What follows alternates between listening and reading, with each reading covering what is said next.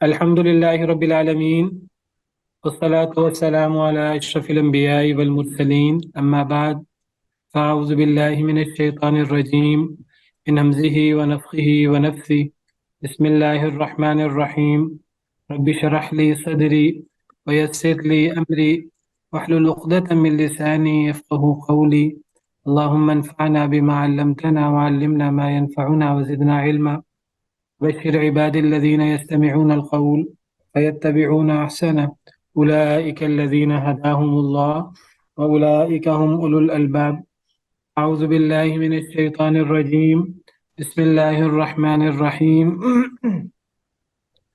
الحمد لله رب العالمين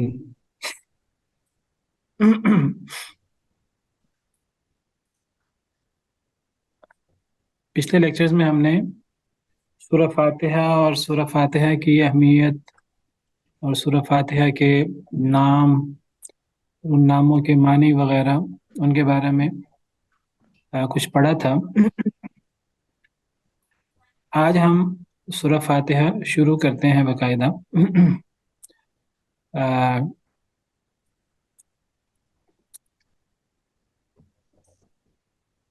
دیکھیے، ایک ہوتا ہے قرآن کریم کا لفظی ترجمہ، ایک ہوتا ہے قرآن کریم کا بامحاورہ ترجمہ۔ الفاظ، معنی، لفظی ترجمہ، ورڈ ٹو ورڈ میننگ۔ تو قرآن کریم کا لفظی ترجمہ کرنے سے قرآن کریم کا صحیح معنی سمجھ میں آتا ہے۔ کوشش کرنی چاہیے کہ ہر لفظ کا معنی کرنے کی کوشش کی جائے۔ جب لفظی ترجمہ کیا جائے تو ایک دفعہ لفظی ترجمہ کر لیا جائے ایک آیت کریمہ کا، اور پھر اس کے بعد اس کا پھر بامحاورہ ترجمہ کیا جائے۔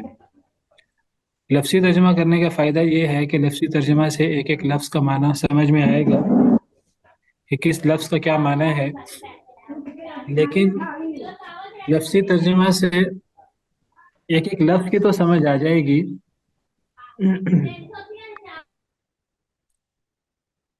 لفظی ترجمہ سے ایک ایک لفظ کی تو سمجھ آئے گی، لیکن لفظی ترجمہ سے آیت کا مفہوم سمجھ میں نہیں آئے گا۔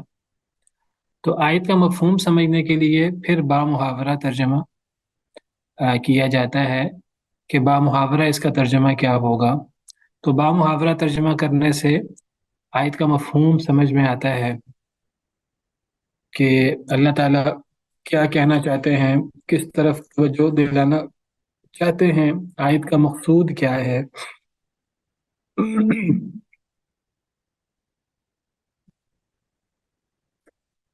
لفظی ترجمہ کے لیے ایک کتاب ہے مصباح القرآن، آپ میں سے کسی کی نظروں سے گزری ہے؟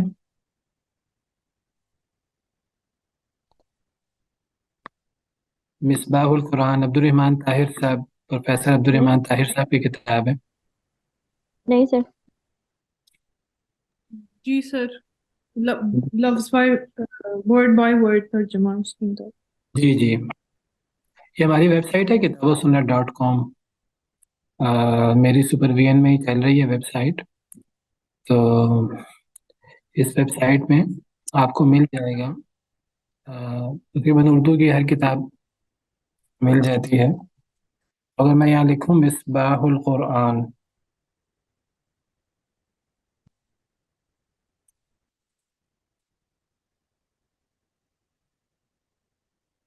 مصباح القرآن، مصباح القرآن پارہ 1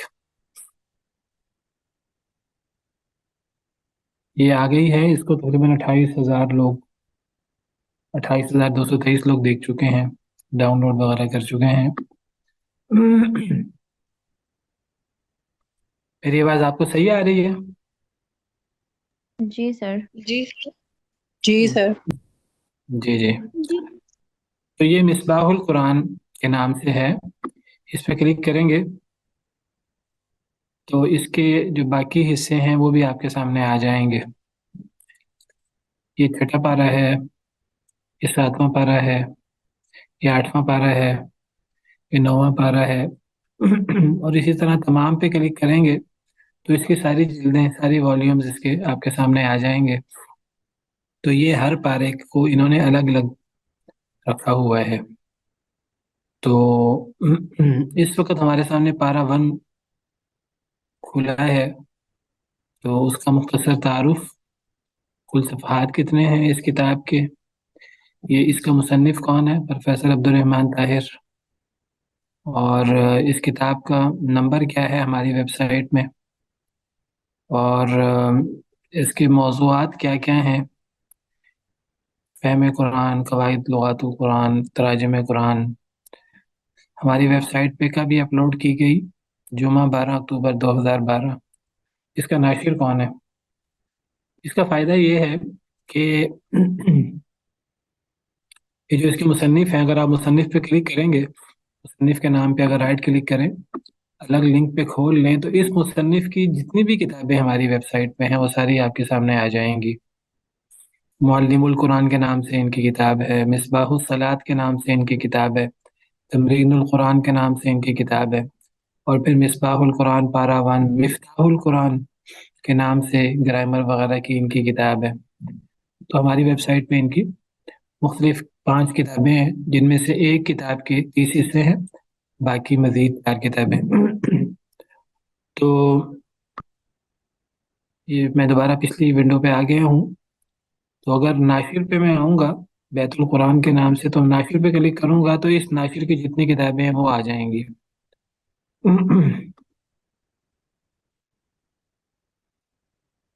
اور اسی طرح اگر میں جو اس کے نیچے موضوع لکھا ہوا ہے تراجم قرآن، اگر میں تراجم قرآن پہ کلک کروں تو تراجم قرآن پر جتنی کتابیں ہیں اس ویب سائٹ پہ وہ ساری آپ کے سامنے کھل جائیں گی.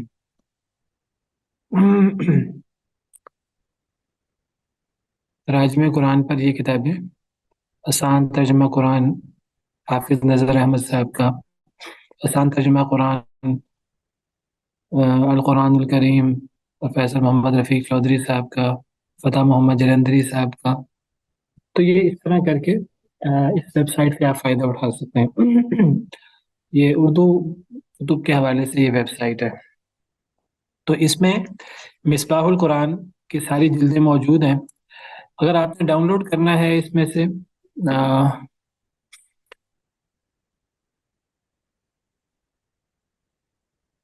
تو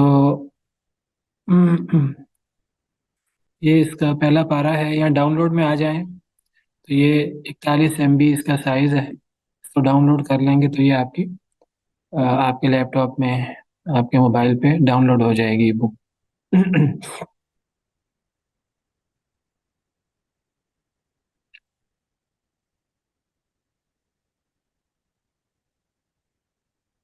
تو اگر ورڈ ٹو ورڈ میننگ کرنا ہے، لفظی ترجمہ کرنا ہے، اس کے لیے یہ کتاب بہت اچھی ہے. اس کتاب کا فائدہ کیا ہے، انہوں نے اصل میں ایک آئیڈیا یہ پیش کیا ہے. یہ کہتے ہیں کہ انہوں نے مختلف رنگوں سے قرآن کریم کا ترجمہ سمجھانے کی کوشش کی ہے. یہ کہتے ہیں کہ قرآن کریم کے تقریباً 65% الفاظ تو اردو میں استعمال ہوتے ہیں. انہوں نے ان کا کلر جو ہے وہ بلیک رکھا ہوا ہے، اور نیچے پھر انہوں نے حاشیے میں مثالیں دی ہیں کہ یہ الفاظ ہمارے عام اردو میں استعمال ہوتے ہیں. گویا کہ وہ کہتے ہیں کہ ان الفاظ کا آپ کو معنی یاد کرنے کی ضرورت نہیں ہے، ان الفاظ پہ آپ غور کر لیں تو تھوڑا سا تو یہ اور اس جیسے ملتے جلتے الفاظ قرآن میں بار بار استعمال ہوں گے. یہ میں نے کھولا ہے آپ کے سامنے مصباح القرآن.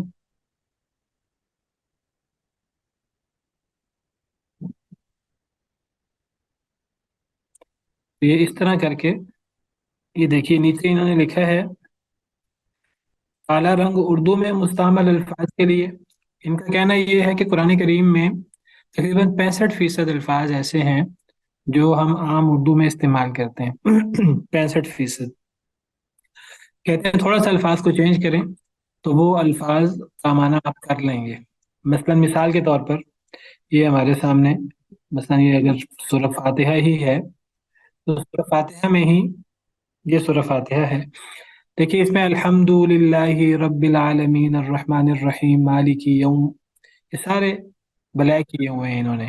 گویا کہ ان کا کہنا یہ ہے کہ سارے الفاظ اردو میں استعمال ہوتے ہیں. जो काला रंग है उर्दू में मुस्तमल अल्फाज के लिए। कैसे ये उर्दू में इस्तेमाल होते हैं, नीचे इन्होंने हाशिए, ये हाशिए के नीचे इन्होंने वजाहत की है। आपको मेरी स्क्रीन नजर आ रही है ना? जी सर आ रही है। जी, तो इन्होंने नीचे हाशिए, हाशिए से नीचे इन्होंने वजाहत की है। मिसाल के तौर पर देखिए, ये कहते हैं कि लिल्लाही, गुलाम से ली उर्दू में इस्तेमाल होता है लिहाजा वगैरह में। अल्हम्दु उर्दू में इस्तेमाल होता है। अल आलमीन उर्दू में इस्तेमाल होता है आलम इस्लाम, आलम बरज़ख, आलम कुफर। मालिक उर्दू में इस्तेमाल होता है मालिक, मिल्कियत, अमलाक। यौम उर्दू में इस्तेमाल होता है यौम, अय्याम, यौम आखिरत, यौम आज़ादी। नाबुदु उर्दू में इस्तेमाल होता है यानी इबादत, आबिद, माबूद वगैरह। वाव उर्दू में इस्तेमाल होता है। नस्ताइन उर्दू में इस्तेमाल होता है इहदिना, हिदायत, हादी बरहक, अस्सिरात। तो नीचे इन्होंने मिसालें दी हैं उर्दू जबान में कि देखिए ये लफ्ज़ उर्दू में कैसे इस्तेमाल होता है। उर्दू में उसके इन्होंने इस्तेमालात दी हैं। तो इनका कहना ये है कि 65% अल्फाज कुरान करीम के इस तरह के हैं, थोड़ा सा हम उनको चेंज करें तो वो हम आम अपनी उर्दू में इस्तेमाल करते हैं, अगर हमारी उर्दू अच्छी हो। आज की हमारी उर्दू का मसला भी ये है कि हमारी उर्दू भी आ, हमें अच्छी उर्दू भी नहीं आती। आ, तो उसकी वजह से हमें मुमकिन है मुश्किल हो, लेकिन अगर हमें सही उर्दू आती हो तो कुरान करीम के 65-70% अल्फाज का माना तो हम सिर्फ उर्दू की बिना पर कर सकते हैं। फिर इनका दावा यह है कि कुरान करीम के 20% अल्फाज ऐसे हैं जो बार बार इस्तेमाल होते हैं। उसको इन्होंने ब्लू कलर दिया, नीला रंग दिया है, बार बार इस्तेमाल होने वाले अल्फाज। मिसाल के तौर पर वो कहते हैं कि या का ये बार बार इस्तेमाल होता है, नून अलिफ ना बार बार इस्तेमाल होता है, अल्लज़ीना बार बार इस्तेमाल होता है, हिम बार बार इस्तेमाल होता है। तो इनका कहना ये है कि ये अल्फाज हम कोई कुरान करीम का एक पाव पढ़ें, आधा पारा पढ़ें, तो तकरीबन ये 50, 60, 100 के करीब अल्फाज हैं जो बार बार इस्तेमाल होते हैं। अगर ये अल्फाज और इनका माना याद कर लिया जाए तो तकरीबन 20% कुरान, कुरान का 5वां हिस्सा आपको समझ आना शुरू हो जाएगा। तो 65% और 20%, 85% अल्फाज तो कुरान के वो हैं जो या उर्दू में इस्तेमाल होते हैं या बार बार इस्तेमाल होते हैं। अब बाकी सिर्फ 15% अल्फाज कुरान के ऐसे रह गए हैं जिनको इन्होंने सुर्ख कलर दिया है नए अल्फाज के लिए, यानी जो आपको याद करने हैं, वो नई वोकेबलरी है या वो अल्फाज हमारी उर्दू में या अरबी में बार बार इस्तेमाल नहीं होते। तो वो देखिए पूरी सूरह फातिहा में सिर्फ एक ही लफ्ज अद्दीन, एक ही लफ्ज ऐसा है जिसको इन्होंने रेड कलर दिया है। तो ये कहते हैं कि ये सूरह फातिहा में एक ही लफ्ज है। अगर आप सूरह बकरा में आ जाएं तो देखिए सूरह बकरा के पहले पेज में एक भी लफ्ज ऐसा नहीं है जो रेड कलर में हो। तो कोई भी ऐसा लफ्ज नहीं है जो जो नया है। दूसरे पेज पे आ जाएं आप सूरह बकरा के, तो देखिए ये 2 या 3 अल्फाज हैं। तो यानी उनका कहना ये है, प्रोफेसर अब्दुल ताहिर साहब का, कि ये जो हमारे दिनों में बिठा दिया गया है शायद कुरान का तर्जुमा करना सबसे मुश्किल काम है। तो ये कुरान करीम का तर्जुमा करना मुश्किल काम नहीं है, ये बहुत आसान है। अगर हम कुरान करीम को समझना चाहते हैं, कुरान करीम को पढ़ना चाहते हैं, उसके लिए हम अपने आप को फारिग करते हैं, वक्त निकालते हैं उसके लिए, तो कुरान करीम का तर्जुमा करना कोई बहुत ज़्यादा मुश्किल काम नहीं है। और फिर अल्लाह की मदद शामिल हाल होती है। वलक़द यस्सरनल क़ुरआन लिज़्ज़िक्रि फ़हल मिन मुद्दकिर। जो बंदा नसीहत हासिल करना चाहता है तो अल्लाह फरमाते हैं हमने उसके लिए कुरान को बहुत आसान कर दिया है। तो ये जो हमें कहा जाता है कि कुरान करीम बहुत मुश्किल है, कुरान करीम को समझने के लिए इतने और इतने इतने उलूम चाहिए, वो बात भी गलत नहीं है। जी 14 उलूम चाहिए, जी इतने उलूम चाहिए। आ, असल में अगर कुरान करीम में आपने गहराई में उतरना है, कुरान करीम से आपने फ़िकी मसले निकालने हैं, गहरे गहरे मसाइल अखज़ करने हैं, तो उसके लिए तो 14 उलूम भी बहुत थोड़े हैं, उसके लिए तो 1400 उलूम भी कम है। जितने भी उलूम हो जाएं वो कम हैं।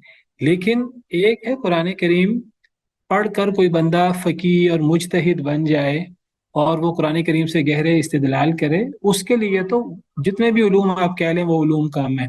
لیکن ایک ہے قرآن کریم کو سادہ سمجھنا، قرآن کریم کا سادہ مفہوم، قرآن کریم سے نصیحت لینا، جنت جہنم کی باتیں، اللہ کی عظمت، اللہ کی شان، مخلوق کی کمزوری، اللہ کی توحید کے دلائل، قدرت کے دلائل، جو قرآن اخلاقیات، موٹی موٹی باتیں جو قرآن کریم کی اگر سادہ انداز میں سمجھنا چاہیں، اس کے لیے بہت سارے علوم کی ضرورت نہیں ہے.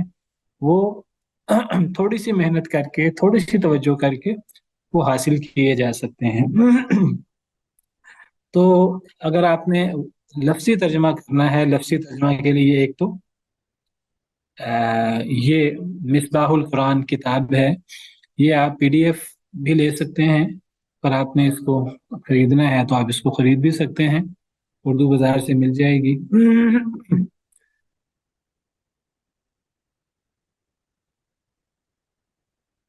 اگر آپ کو انگلش میں ورڈ ٹو ورڈ میننگ چاہیے تو ہاں جی، اگر آپ کو انگلش میں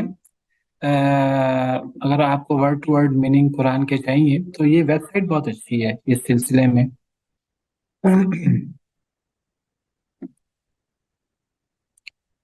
کیا نام ہے ویب سائٹ کا؟ قرآن WBW.com.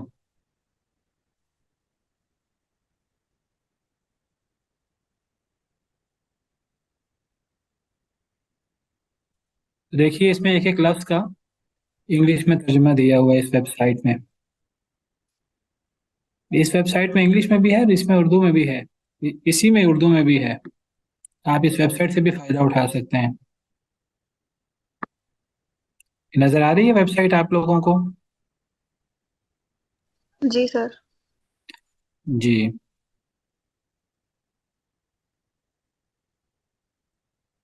یہ اوپر تو انہوں نے ٹرانسلیٹریشن دی ہوئی ہے، یعنی اس کو رومن اردو میں لکھا ہوا ہے، اور اس سے نیچے انہوں نے ایک ایک لفظ کا ترجمہ کیا ہوا ہے، اور پھر نیچے انہوں نے با محاورہ معنی دیا ہوا ہے.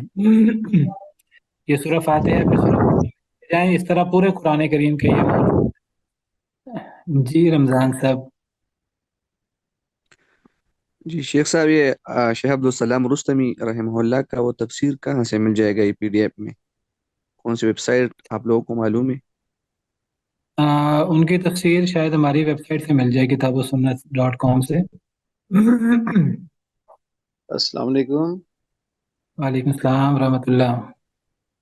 سر جی میرا سوال تھا کہ آپ نے تفسیر احسن البیان بھی وہ بھی سینڈ کی تھی، تو جی ساتھ جی یہ بھی سینڈ کر رہی ہیں، تو دو دو ترجمے پڑھیں گے یا کیا؟ تھوڑے سے رہن میں ذرا فرما دیں. نہیں، میں صرف آپ کو تھوڑا بتا رہا ہوں. آپ کو جو تفسیریں تو بہت ساری ہیں، آپ نے مجھ سے پوچھا تھا کہ کون سی تفسیر یا کون سا ترجمہ وغیرہ، تو میں نے آپ کو ایک احسن البیان بتایا تھا اور ایک آپ کو تفسیر ابن کثیر بتائی تھی. رمضان صاحب، یہ جو شیخ عبدالسلام رسمی صاحب کی تفسیر ہے وہ شاید مل جائے ہمارے پاس. ابھی تو کتابوسنت.com میں مجھے نہیں ملی، لیکن میرا خیال ہے کہ وہ ہمارے پاس مل جائے گی. میں تلاش کر کے آپ کو بتاؤں گا انشاءاللہ. ٹھیک ہے؟ جی شیخ اچھا صاحب، سر، وہ کلاس ہمارے کی لیے بہت مفید ہے جی. جی جی انشاءاللہ. جی کچھ تو زبان میں بھی پڑھا کچھ. سر کلاس کے اینڈ پہ نا یہ مصباح القرآن جو ہے نا یہ بک، یہ گروپ میں ذرا سینڈ کر دیجیے گا. جی میں سینڈ بھی کر دوں گا. ویسے میں نے آپ کو طریقہ بتا دیا ہے، اسی لیے طریقہ بتایا ہے کہ آپ اس ویب سائٹ سے ڈاؤن لوڈ کر سکتے ہیں. تو آپ میں سے کوئی اسٹوڈنٹ جو ہیں وہ یہاں سے ڈاؤن لوڈ کر کے وہ کلاس میں شیئر کر دیں ڈسکشن گروپ میں. میں آپ کو بتا رہا تھا کہ اگر آپ کو ویب سائٹ میں چاہیے لفظی ترجمہ تو یہ ویب سائٹ ہے جس سے آپ لفظی ترجمہ یہاں سے آپ کو اس کے علاوہ جی مس آمینہ. السلام علیکم سر. وعلیکم السلام ورحمۃ اللہ. سر میں نے پوچھنا تھا کہ یہ جو تفسیر ہے آپ نے جیسے سورہ فاتحہ کی بھی تفسیر لکھوائی تھی، تو جب یہ پیپرز وغیرہ ہوں گے تو کتنی تفسیر جو ہے ریکوائرڈ ہے؟ اور ایک چیز اور کہ اگر ہم اس کو خود رائٹ کریں اب زیادہ تو جس طرح بک میں بہت زیادہ لکھی ہوتی ہے، کافی جی پیجز ہوتے ہیں، اور اگر بندہ خود رائٹ کرے، جیسے کچھ قرآن ہوتے ہیں 4 سے 5 آیات لکھی ہوتی ہیں اور آگے اس کی اسپیس ہوتی ہے کہ آپ جو ہے نا وہ خود رائٹ کریں، تو سر جی بتا دیں جی، کس طرح وہ بیاض القرآن ہوتا ہے، وہ آپ لے لیں. آپ نا، میں تو یہ ریکمینڈ کروں گا کہ آپ کو کلاس کے اندر کہ آپ کو تفسیر کھول کے تفسیر کے لیے احسن البیان کر لیں، اور تفسیریں آپ لوگوں نے ذکر کی تھیں، کوئی بھی تفسیر لے لیں وہ اچھی ہے. بہرحال احسن البیان کو آپ دیکھ سکتے ہیں. تفسیر ابن کثیر میں نے آپ کے ساتھ آپ کو میں نے شیئر کی تھی، تفسیر ابن کثیر آپ دیکھ سکتے ہیں. میں آپ سے ذکر کر رہا تھا کہ کرنا ہے تو رائٹ ہے. اس کے علاوہ جی رمضان صاحب، جی شیخ صاحب. جی جی آپ نے ہینڈ ریز کیا ہوا ہے، بتائیے. جی وہ پہلے کیا تھا. بس پھر اس کو آپ ڈاؤن کر لینا. ہاں جی. اچھا، تو اگر آپ کو میں نے بتایا مختصر تفسیر دیکھنی ہے تو احسن البیان دیکھ لیں، تفصیلی تفسیر دیکھنی ہے تو تفسیر ابن کثیر دیکھ لیں، یا جو تفاسیر تیسیر القرآن کسی کے پاس ہے، کسی کے پاس معارف القرآن ہے، جو جس کے پاس تفسیر موجود ہے وہ اس تفسیر سے فائدہ اٹھا سکتا ہے. اگر آپ کو ایک ہی آیت کھلی ہوئی ہے اور کئی تفسیریں آپ نے دیکھنی ہے تو یہ ویب سائٹ اس سلسلے میں بہت اچھی ہے، شاملہ اردو کے نام سے، شاملہ اردو.com. یہ بھی ویب سائٹ ہم نے بنائی ہے، ہمارے ادارے سے ہی یہ ویب سائٹ بنائی گئی ہے، شاملہ اردو. اس کا فائدہ یہ ہے کہ آپ نے اگر قرآن کریم کوئی آیت کھولی ہوئی ہے، مثال کے طور پہ یہ سورہ بنی اسرائیل ہے، سورہ بنی اسرائیل یا اس کو سورہ اسراء بھی کہتے ہیں، تو اس کی آیت نمبر 111 یا سوری اس کی آیت نمبر 58 کھلی ہوئی ہے. اگر آپ نے کوئی ترجمہ دیکھنا ہے، آپ یہاں ترجموں میں سے کوئی ترجمہ کھول لیں، تیسیر القرآن کا ترجمہ کھول لیں تو اس آیت کا ترجمہ تیسیر القرآن سے کھل گیا. اگر آپ نے تیسیر الرحمن ایک تفسیر ہے، اس کا ترجمہ کھولنا ہے تو یہ اس کا ترجمہ کھل گیا. اگر آپ نے ترجمان القرآن ایک تفسیر ہے، اس کا ترجمہ اگر آپ نے کھولنا ہے تو یہ اس کا ترجمہ کھول گیا. اگر آپ سراج البیان ترجمہ کھولنا چاہیں تو یہ وہ ترجمہ کھول گیا. اگر آپ فہم القرآن کھولنا چاہیں تو یہ فہم القرآن ترجمہ کھل گیا. اگر آپ عبدالسلام بھٹوی صاحب کا ترجمہ کھولنا چاہیں تو یہ عبدالسلام بھٹوی صاحب کا تفسیر القرآن کریم کے نام سے ہے، تو یہ ان کا ترجمہ کھل گیا ہے. اور آپ کو کوئی کتاب بند کرنے کی، نئی کتاب کھولنے کی ضرورت نہیں ہے. ایک ہی جگہ بیٹھے بیٹھے آپ کوئی بھی ترجمہ، کوئی بھی تفسیر، یہاں تفسیریں ہیں نیچے، اگر آپ نے اسی آیت کریمہ کی تفسیر احسن البیان سے دیکھنی ہے تو یہ اس سے کھل گئی. اگر آپ نے اسی آیت کریمہ کی تفسیر ابن کثیر سے کھولنی ہے، میں نے آپ کو تفسیر ابن کثیر کا ذکر کیا تو تفسیر ابن کثیر یہ نیچے کھل گئی. اگر آپ کو تفسیر سعدی کھولنی ہے، عبدالرحمن سعدی بہت بڑے عالم تھے سعودی عرب کے، تو یہ ان کی تفسیر کھل گئی اس آیت کریمہ کی. اگر آپ کو اشرف الحواشی کھولنی ہے، بھٹوی صاحب کی تفسیر کھولنی ہے، تفسیر البیان کھولنی ہے، تو یہ 10-12 تفاسیر یہاں موجود ہیں. اور یہ کاپی پیسٹ بھی ہو سکتا ہے، آپ اس سے یہاں یہ یونیکوڈ میں آپ اسے یہاں سے کاپی پیسٹ بھی کر سکتے ہیں. تو اگر آپ کو کسی آیت کا مختصر وضاحت یا تفصیلی وضاحت چاہیے تو یہ ویب سائٹ بہت اچھی ہے، شاملہ اردو.com کے نام سے. سمجھ آ گئی؟ احسن الکلام چاہیے یعنی آپ کو اس کی ہارڈ کاپی چاہیے؟ جی شیخ، بس جیسا بھی ہو، لفظی ہو یا وہ تو ٹھیک ہے، جیسا بھی آسان کلام مل جائے تو ٹھیک ہے. احسن الکلام تو دارالسلام کی ہے، تو وہ شاید مل جائے وہ بھی. اصل میں آپ نا سعد صاحب سے رابطہ کیجئے گا، جو سعد عبداللہ صاحب ہیں آپ کے کوآرڈینیٹر، وہ انشاءاللہ نا وہ دارالسلام میں ہی جاب کرتے ہیں، ممکن ہے کہ وہ وہاں سے آپ کو ارینج کروا دیں. تو साथ साहब से आप रब्ता कीजिएगा। अहसनुल बयान, अहसनुल कलाम, ये चीज़ें आपको PDF में भी मिल जाएंगी, और अगर आप इसकी हार्ड कॉपी लेना चाहें तो ये चीज़ें आपको हार्ड कॉपी में भी मिल जाएंगी। चलिए, बहरहाल हम अपने मौजू पे दोबारा आते हैं। तो मैंने सिर्फ आपको कुछ तारुफ करवाया है कि अगर आप अल्फाज मानी लफ्ज़ी तर्जमा पढ़ना चाहते हैं तो आप कैसे पढ़ सकते हैं। अगर आप तर्जमा तफसीर वगैरह पढ़ना चाहते हैं तो आप कहाँ से ले सकते हैं। एक वेबसाइट और मैं शुरू में, क्योंकि अब मैं जिक्र कर रहा हूँ, एक वेबसाइट बहुत अच्छी है तंजील.info के नाम से। आप में से किसी ने इस्तेमाल की है तंजील.info?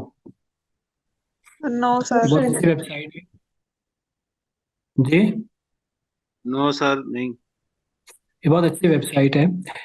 इस वेबसाइट में ये कुरान करीम खुला है, तो आप कुरान करीम को किसी भी कारी की तिलावत में आप सुन सकते हैं।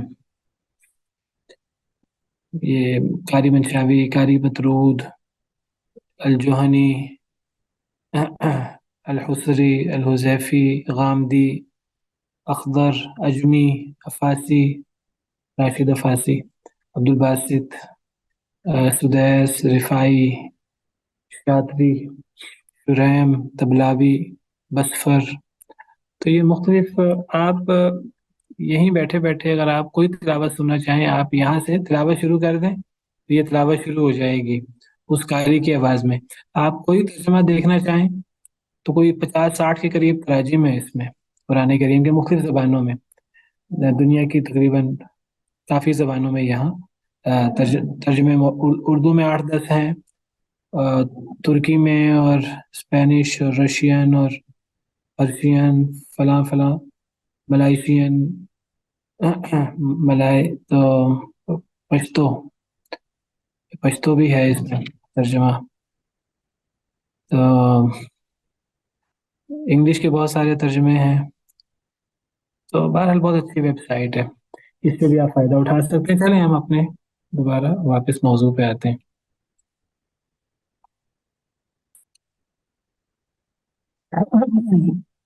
तो शुरू करते हैं हम।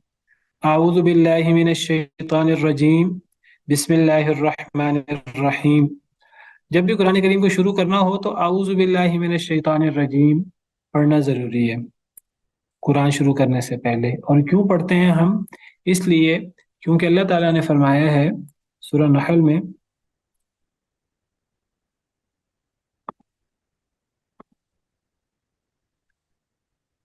फ़इज़ा क़रअतल क़ुरआन फस्तइज़ बिल्लाहि मिनश शैतानिर रजीम। सूरह नहल आयत नंबर 98 है। क्या मतलब है इस आयत करीमा का? फ़इज़ा क़रअतल क़ुरआन, जब आप कुरान पढ़ने लगें, फस्तइज़ बिल्लाहि मिनश शैतानिर रजीम, तो आऊज़ु बिल्लाहि मिनश शैतानिर रजीम पढ़ लिया करें, शैतान मरदूद से अल्लाह की पनाह में आ जाया करें। तो ये हुक्म है अल्लाह ताला का। इससे पता लगा कि हमें कुरान करीम शुरू करने से पहले आऊज़ु बिल्लाह पढ़ना ज़रूरी है। हम जब कुरान करीम पढ़ते हैं तो कुरान करीम पढ़ने की 3 सूरतें हो सकती हैं। एक सूरत ये हो सकती है कि हम कुरान करीम की तिलावत करना शुरू करें, और हम जहाँ से कुरान करीम की तिलावत शुरू करना शुरू करें तो वहाँ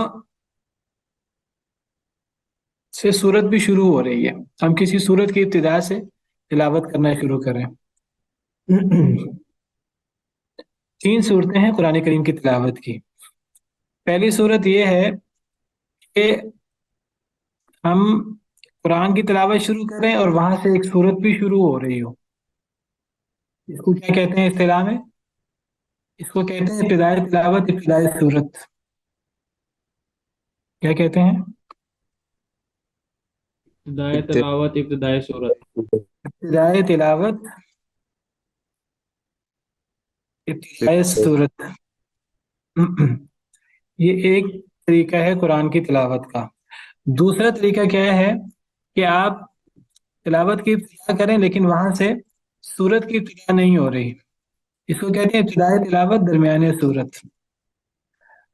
और तीसरा है कि आप तिलावत की इब्तिदा तो ना करें, तिलावत तो आप पहले से कर रहे हैं लेकिन सूरत की इब्तिदा हो जाए, इसको कहते हैं इब्तिदाई सूरत, दरमियाने तिलावत। ये 3 सूरतें हैं तीन सूरतें बन सकती हैं। इब्तिदाई तिलावत, इब्तिदाई सूरत, इसकी क्या मिसाल है? अगर कोई तिलावत शुरू करे, मसलन एक शख्स कुरान करीम की तिलावत शुरू करता है, कुरान पढ़ना शुरू करता है, तो वो सूरह यासीन के शुरू से या सूरह रहमान के शुरू से या सूरह क़ाफ के शुरू से कुरान की तिलावत शुरू करता है। औज़ु बिल्लाहि मिनश शैतानिर रजीम, बिस्मिल्लाहिर रहमानिर रहीम, अर्रहमानु अल्लमल कुरआन। तो इसको क्या कहेंगे? उसने यहीं से तिलावत की इब्तिदा की है, यहीं से सूरत की इब्तिदा की है। अगर कोई शख्स कुरान की तिलावत की इब्तिदा करता है लेकिन वो किसी सूरत के दरमियान से करता है, मिसाल के तौर पर आयतुल कुर्सी, आपको पता है ये सूरह बकरा के दरमियान में एक सूरत है, तीसरे पारे के शुरू में। तो ये सूरह बकरा के दरमियान में एक बंदा कुरान की तिलावत शुरू करता है, तो आयतुल कुर्सी से वो तिलावत की इब्तिदा करना चाहता है, तो इसको हम क्या कहेंगे? इसको हम कहेंगे इब्तिदाई तिलावत दरमियान सूरत, यानी वो औज़ु बिल्लाहि मिनश शैतानिर रजीम, बिस्मिल्लाहिर रहमानिर रहीम, अल्लाहु ला इलाहा इल्ला हुवल हय्युल क़य्यूम, यहाँ से तिलावत शुरू करना चाहता है। और तीसरी सूरत ये है कि तिलावत उसने शुरू की हुई है, तिलावत चल रही है, तिलावत करते करते सूरत खत्म हो गई, नई सूरत शुरू हो गई। मिसाल के तौर पर कोई शख्स सूरह कमर पढ़ रहा है, फी मक़अदि सिद्क़िन इंद मलीकिन मुक़तदिर, सूरत खत्म हो गई, बिस्मिल्लाहिर रहमानिर रहीम अर्रहमान। तो ये एक सूरत की तिलावत करते करते एक सूरत खत्म हो जाए, दूसरी सूरत शुरू हो जाए, तो इसको कहते हैं इब्तिदाई सूरत, दरमियानी तिलावत। तो ये तीन हालतें हैं तिलावत की। तो जो पहली हालत है इब्तिदाई तिलावत, इब्तिदाई सूरत, इसमें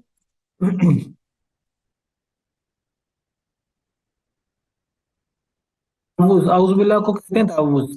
तावुज़ पढ़ना जरूरी है, तावुज़ जरूरी है। क्यों? क्योंकि अल्लाह ताला का हुक्म है कि जब आप कुरान की तिलावत शुरू करें तो आप शैतान मरदूद से अल्लाह की पनाह में आ जाए करें, तो औज़ु बिल्लाह पढ़ना जरूरी है।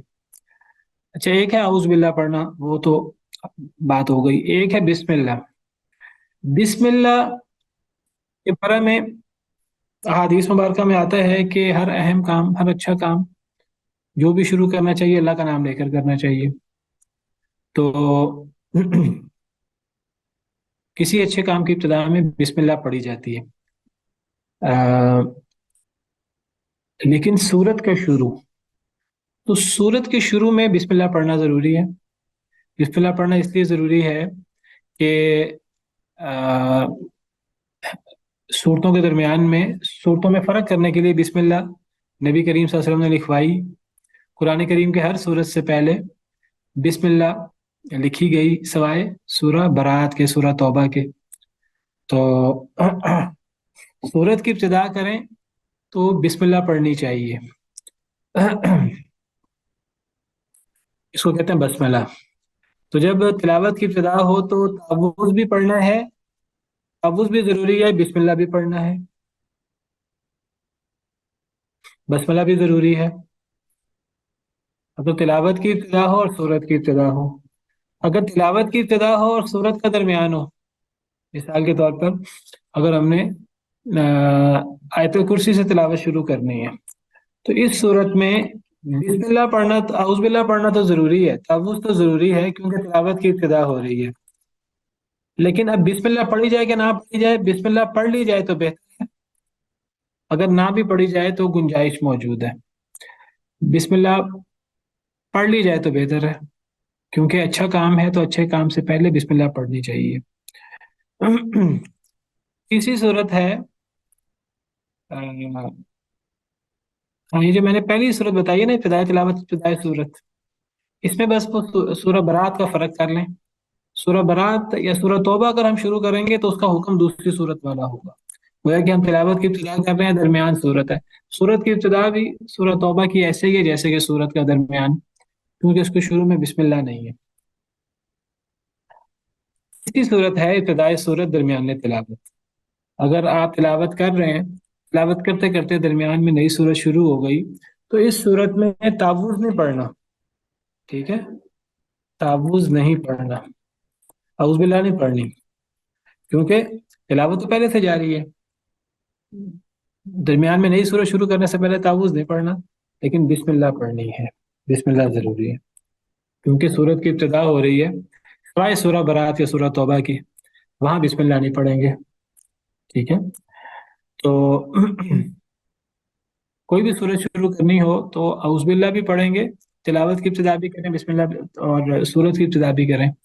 تو اعوذ باللہ بھی پڑھنی ہے، بسم اللہ بھی پڑھنی ہے. ٹھیک ہے. اچھا جی، اعوذ باللہ من الشیطان الرجیم. اعوذ باللہ من الشیطان الرجیم. آپ تعوذ کو ایسے بھی پڑھ سکتے ہیں اور تعوذ کے دوسرے الفاظ بھی ہیں. آپ اعوذ باللہ من الشیطان الرجیم بھی پڑھ سکتے ہیں، اعوذ باللہ السمیع العلیم من الشیطان الرجیم بھی پڑھ سکتے ہیں، اعوذ باللہ السمیع العلیم من الشیطان الرجیم من ہمزہ ونفخہ ونفثہ. مختلف الفاظ ہیں، مختصر الفاظ یہ ہیں آپ کے سامنے. اعوذ باللہ من الشیطان الرجیم.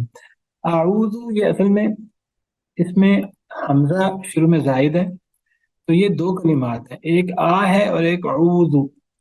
تو آ کا مطلب میں ہوتا ہے، آ کا مطلب میں بار بار استعمال ہوتا ہے.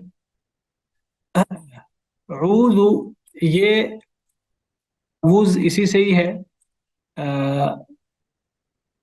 ہم اردو میں تعویذ کہتے ہیں، تعویذ تعوذ کہتے ہیں اعوذ باللہ پڑھنے کو. تعویذ کا مطلب کیا ہوتا ہے؟ کوئی ایسی چیز جس سے انسان شریر چیزوں سے اللہ کی پناہ میں آ جائے.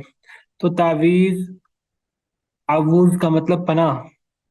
تو اعوذ میں آ کا مطلب تو میں ہوا، اور عین واو اور زال کا مطلب ہے پناہ. تو میں پناہ میں آتا ہوں یا پناہ میں آتی ہوں. باللہ، باللہ یہ بھی دو الفاظ ہیں، ایک بازر بی ہے اور ایک اللہ. بازر بی یہ حرف ہے، اس کا مطلب ہوتا ہے ساتھ، اور اللہ ہی اللہ. میں پناہ میں آتا ہوں ساتھ اللہ کے. من یہ حرف ہے، بار بار استعمال ہوتا ہے. سے، من کا مطلب سے، فرام. الشیطان، شیطان یعنی شیطان سرکش اور خبیث چیز کو کہتے ہیں، جو خباثت اور سرکشی میں بہت زیادہ حد سے بڑی ہو، اس کو شیطان کہتے ہیں. شیطان ویسے تو جنوں میں سے بھی ہوتے ہیں، انسانوں میں سے بھی ہوتے ہیں. ان کا اطلاق جنوں میں سے شریر جنوں پر، خبیث جنوں پر ہوتا ہے، اور انسانوں میں سے خبیث قسم کے شر پسند انسانوں پر ہوتا ہے. ویسے اگر شیطان لفظ بولا جائے مطلقاً تو بالعموم اس سے ابلیس مراد ہوتا ہے، شیطان مردود، جو اپنی خباثت اور اپنی شیطنت میں اپنی مثال آپ ہے. تو میں پناہ میں آتا ہوں اللہ کی من الشیطانی، شیطان سے، ابلیس سے. الرجیم، رجیم یہ رجم سے ہے. رجم ہم اردو میں استعمال بھی کرتے ہیں. رجم کا مطلب کیا ہوتا ہے؟ پتھر مارنا سر. پتھر مارنا. تو رجیم یہ مرجوم کے معنی میں ہے اصل میں، یعنی جس کو پتھر مارے گئے ہوں. رجیم پتھر مارے، کسی کو پتھر مارے جاتے ہیں بعض دفعہ دفاع کرنے کے لیے یا کسی کو سزا دینے کے لیے.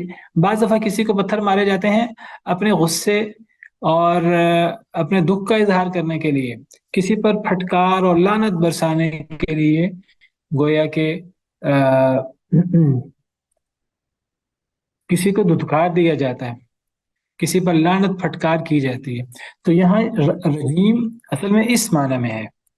تو ہم اس کا معنی کرتے ہیں میں پناہ میں آتا ہوں اللہ کی شیطان سے، رجیم جس پر لعنت پھٹکار کی گئی ہے، جو دھتکار دیا گیا ہے اللہ کی طرف سے. یعنی پہلے وہ ظاہراً بڑی نیکی کرتا تھا، تو اللہ نے اس کو فرشتوں کے ساتھ، اللہ نے اس کو آسمانوں پہ بلا لیا تھا.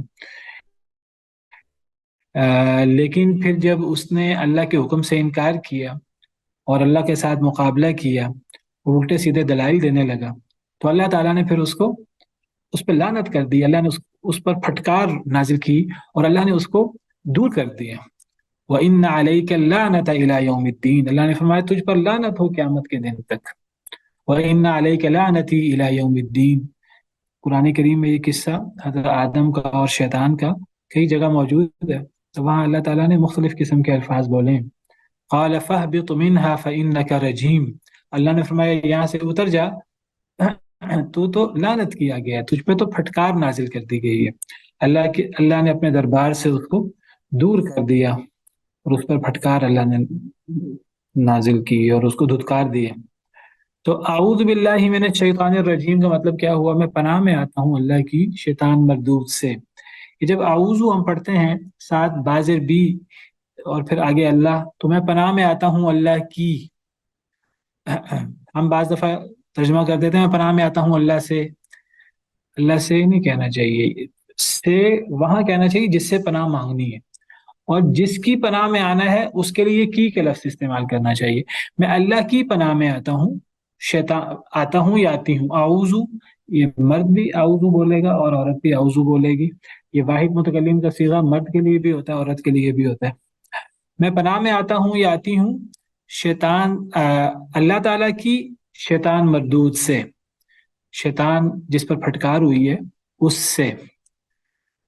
جب بھی ہمیں خطرہ ہو، ڈر ہو شیطان کا، عصیب کا، تو اعوذ باللہ پڑھیں اور اس ایمان اور یقین کے ساتھ پڑھیں تو شیطان کبھی انسان کو نقصان نہیں پہنچا سکتا.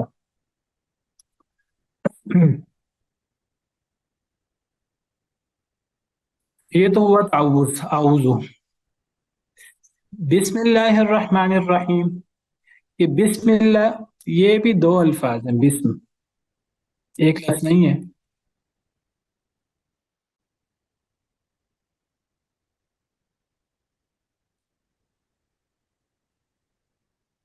بسم یہ دیکھنے میں ایک لفظ لگ رہا ہے، ایک لفظ نہیں ہے، دو لفظ. یہ اصل میں ہے با الگ ہے اور اسم الگ ہے.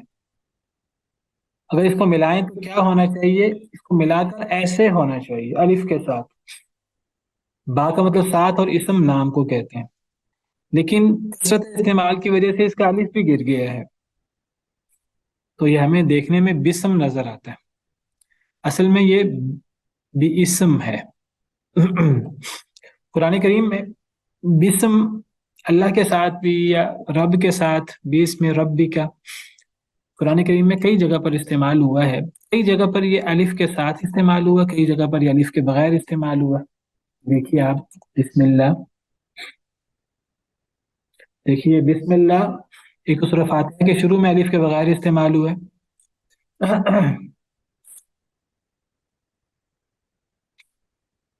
ہر سورت کے شروع میں. اسی طرح یہ جو سورہ نمل میں ہے وہاں بھی الف کے بغیر ہے. انہ من سلیمان وانہ بسم اللہ الرحمن الرحیم. یہاں بھی یہ الف کے بغیر ہے، انہ من سلیمان وانہ بسم اللہ الرحمن الرحیم. اسی طرح بسم اللہ مجریہا سورہ ہود میں.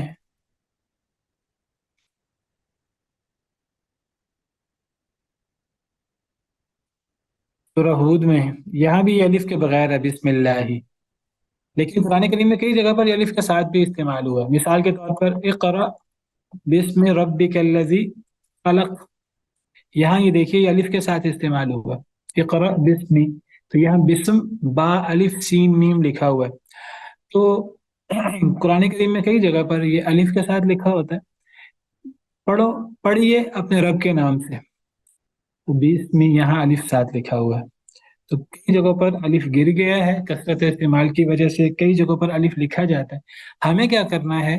ہمیں جہاں الف لکھا ہے وہاں الف لکھنا ہے، جہاں الف نہیں لکھا وہاں الف نہیں لکھنا. جہاں الف لکھا ہے یہ نبی کریم صلی اللہ علیہ وسلم نے ایسے ہی لکھوایا، صحابہ کرام نے ایسے ہی لکھا ہے، اور اسی کو رسم عثمانی کہتے ہیں. ہم اس رسم عثمانی کی مخالفت نہیں کر سکتے. اگر یہاں الف کے بغیر ہے تو ہمیں یہاں اس کو الف کے بغیر لکھنا ہے. جو الف کے ساتھ لکھے گا تو وہ صحیح نہیں لکھے گا، وہ غلط لکھے گا. اور جہاں الف کے ساتھ لکھا ہوا وہاں ہمیں اس کو الف کے ساتھ لکھنا، وہاں ہمیں اس کو الف کے بغیر نہیں لکھنا. تو میں آپ کو بتا رہا تھا کہ بسم اصل میں یہ بسم ہے. آپ کو وضاحت کرنے کے لیے میں آپ کو الگ اس طرح لکھ کے دکھا رہا ہوں. تو بازر بھی کا مطلب ساتھ، اور اسم کا مطلب نام. 7 نام اللہ ہی، اللہ تعالیٰ کے، یعنی اللہ کے نام کے ساتھ. الرحمن جو بہت رحم کرنے والا ہے، الرحیم جو بہت رحم کرنے والا ہے. الرحمن یہ بھی اللہ کی مبارک صفت ہے، الرحیم بھی اللہ کی مبارک صفت ہے. دونوں اللہ کی مبارک صفات ہیں، دونوں میں مبالغہ ہے. الرحمن میں بھی مبالغہ ہے، الرحیم میں بھی مبالغہ ہے. اللہ اللہ تعالیٰ کا ذاتی نام ہے. تو 7 نام اللہ کے، وہ اللہ جو بہت مہربان، بہت رحم کرنے والا ہے. اللہ کے نام کے ساتھ جو بہت مہربان، بہت رحم کرنے والا ہے. اللہ کے نام کے ساتھ کیا موجود نہیں ہے وہ ہم معذوف نکالیں گے. یعنی اللہ کے نام کے ساتھ میں ابتدا کرتا ہوں قرآن پڑھنے کی. اگر میں قرآن پڑھنا چاہ رہا ہوں، قرآن پڑھنے سے پہلے اعوذ باللہ پڑھتا ہوں، بسم اللہ پڑھتا ہوں. یا کوئی بھی اہم کام کرنا ہو اس سے پہلے بسم اللہ پڑھنا چاہیے. تو تب جو بھی ہم کام کرنے لگے، مثلا اگر میں سفر کرنے لگوں تو میں اس کے لیے بسم اللہ الرحمن الرحیم پڑھوں، یا بسم اللہ مجریہا و مرساہا ان ربی لغفور الرحیم پڑھوں. تو اس کا مطلب ہوگا کہ اللہ کے نام کے ساتھ جو بہت مہربان نہایت رحم کرنے والا ہے، یعنی اللہ کے نام کے ساتھ میں سفر شروع کرنے والا ہوں.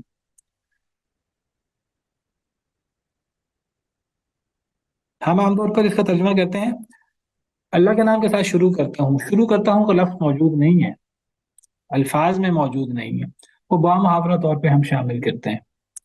ابدأ بسم اللہ، وہ ہم اضافہ کرتے ہیں ایک لفظ کا بامحاورہ ترجمہ میں. لفظی ترجمے میں وہ لفظ موجود نہیں ہے. لفظی ترجمہ ہے 7 نام اللہ کے جو بہت مہربان اور بہت رحم کرنے والا ہے.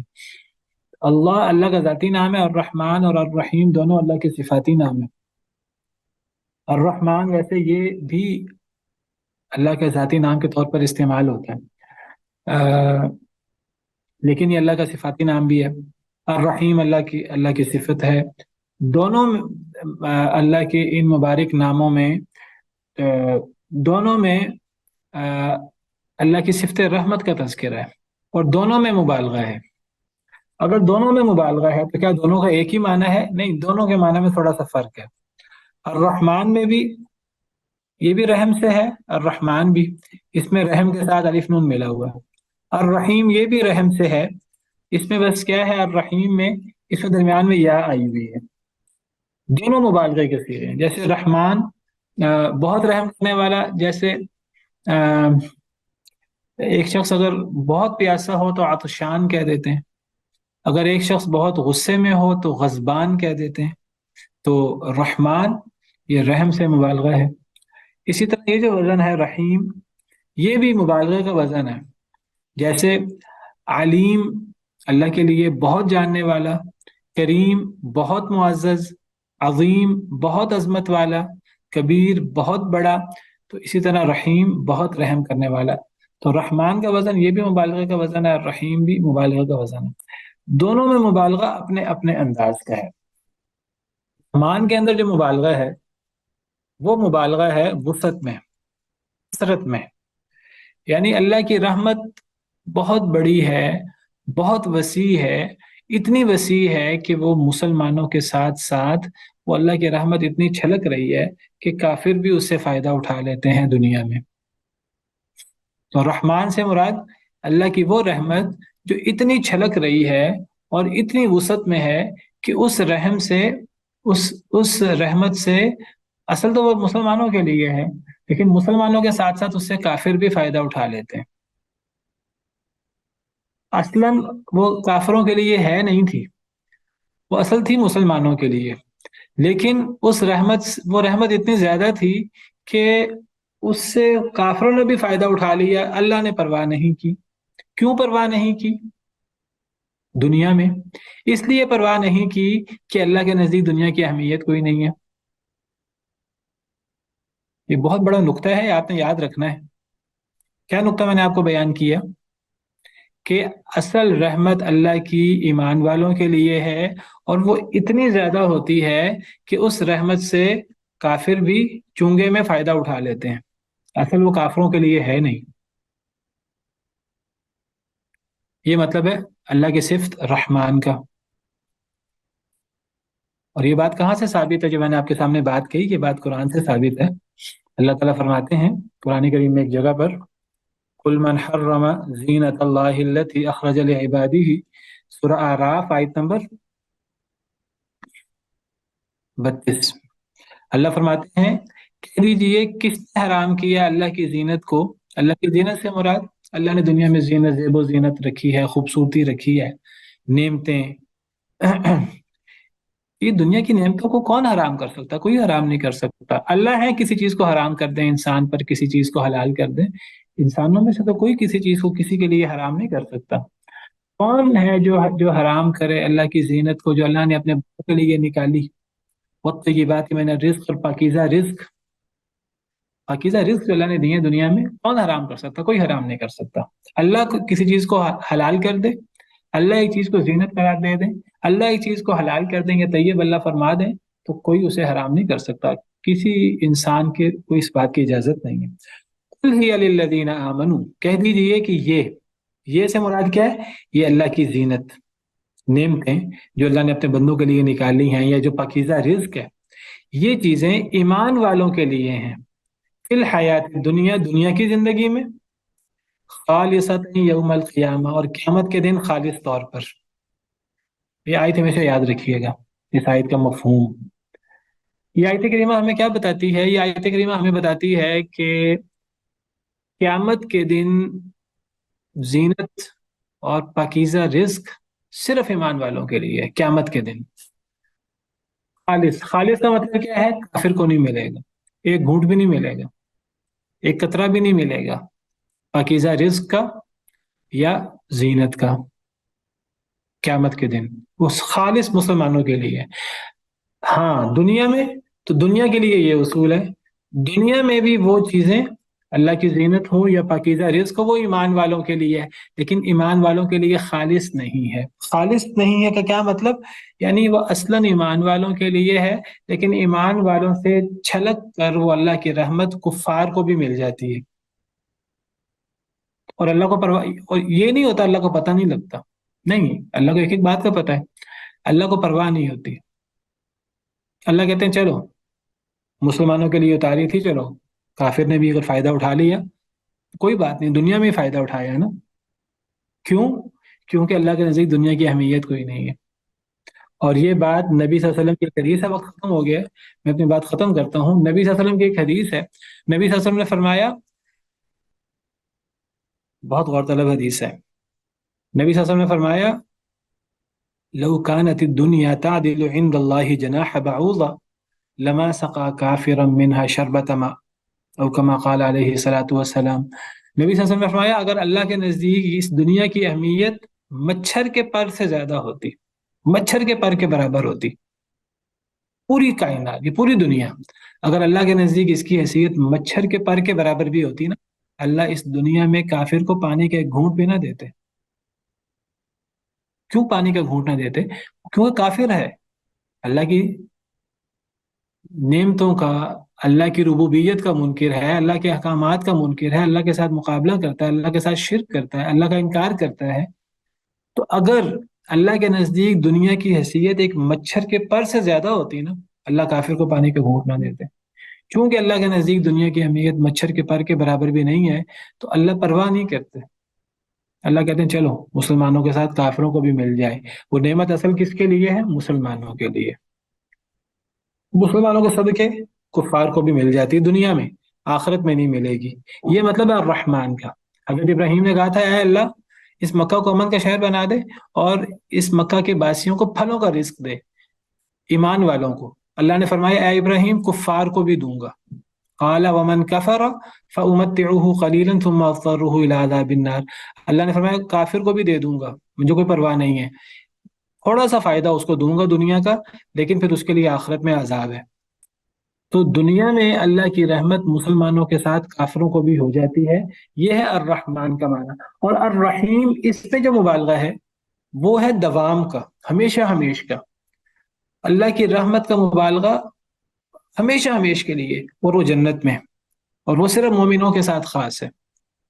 سورہ احزاب میں اللہ فرماتے ہیں وَكَانَ بِالْمُؤْمِنِينَ رَحِيمًا، اللہ مومنوں کے ساتھ رحیم ہے۔ یعنی مومنوں پر اللہ کی رحمت دنیا میں بھی ہے اور آخرت میں بھی، اور ہمیشہ ہمیشہ کے لیے۔ کفار کے لیے اللہ کی رحمت بالکل عارضی ہے، دنیا میں چونگے کے طور پر اگر اس کو مل جائے تو مل جائے۔ تو یہ رحمان اور رحیم کا فرق کیا ہے بعض مفسرین نے۔ اسی پر بس کرتے ہیں، باقی انشاءاللہ آئندہ۔ سبحان ربک رب العزت عما یصفون وسلام علی المرسلین والحمد للہ رب العالمین۔